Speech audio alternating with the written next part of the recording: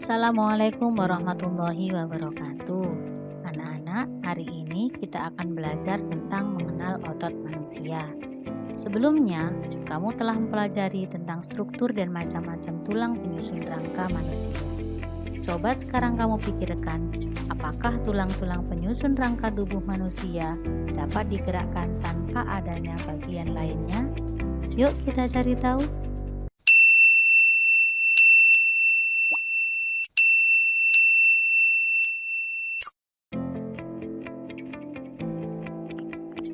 Anak-anak, tanpa otot, tulang, dan sendi, tubuhmu tidak memiliki kekuatan untuk bergerak.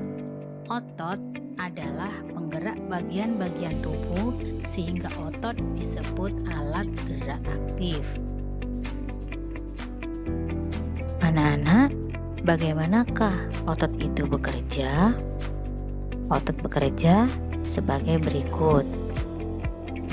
Saat tangan kita melakukan gerakan seperti ini, pada otot bisep, silakan dilihat bentuknya,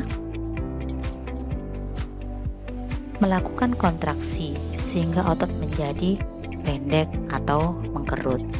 Sedangkan pada otot trisep, otot berelaksasi, di mana otot ini menjadi lebih panjang atau mengendur.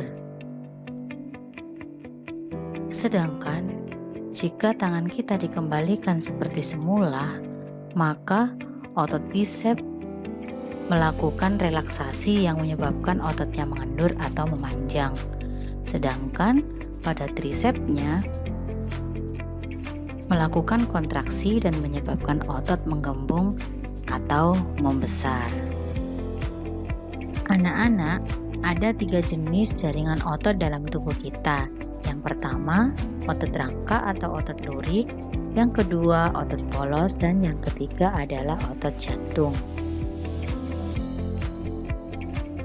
Anak-anak, otot rangka ataupun otot lurik ini adalah otot yang paling banyak ada di dalam tubuh kita.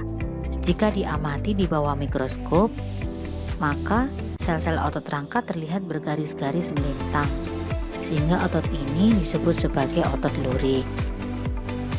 Secara umum, otot lurik ini memiliki beberapa fungsi, yaitu menghasilkan gerak pada rangka, menjaga postur dan posisi tubuh, serta menunjang jaringan lunak. Sebagai contoh yang paling sering kita lakukan adalah saat kita menulis. Otot lurik ini merupakan otot yang terletak pada rangka manusia. Otot ini termasuk dalam otot volunteer yang artinya harus digerakkan secara sadar, sehingga otot ini disebut sebagai otot sadar. Artinya, dalam melakukan suatu pekerjaan atau dalam bekerja, otot ini di bawah perintah otak kita. Otot rangka ini terdiri atas sel-sel otot, jaringan penghubung, dan sel saraf serta pembuluh darah. Otot lurik ini memiliki bentuk seperti serabut-serabut panjang yang disebut myofibril dan mengandung banyak mitokondria dan inti sel di bagian tepi. Pada otot lurik nampak garis terang yang dibatasi oleh garis gelap. Setiap satu pola terang dan gelap yang terbentuk disebut dengan sarkomer. Sedangkan pada otot polos ini berkontraksi dan berelaksasi dengan lambat. Otot ini berbentuk gelendong dan memiliki sebuah inti pada tiap selnya. Cara kerja otot polos ini tidak menurut perintah otak, tapi terjadi di luar kesadaran atau disebut sebagai refleks. Inilah yang menyebabkan otot polos disebut sebagai otot tak sadar atau otonom. Otot polos ini terjadi pada daerah lambung, usus halus, rahim, dan pembuluh darah. Nah, seperti contoh pada lambung ini bekerjanya di luar kesadaran, berarti lambung ini bekerja terus-menerus tanpa kita perintah. Otot yang ketiga adalah otot jantung. Otot jantung ini hanya ditemukan di bagian jantung.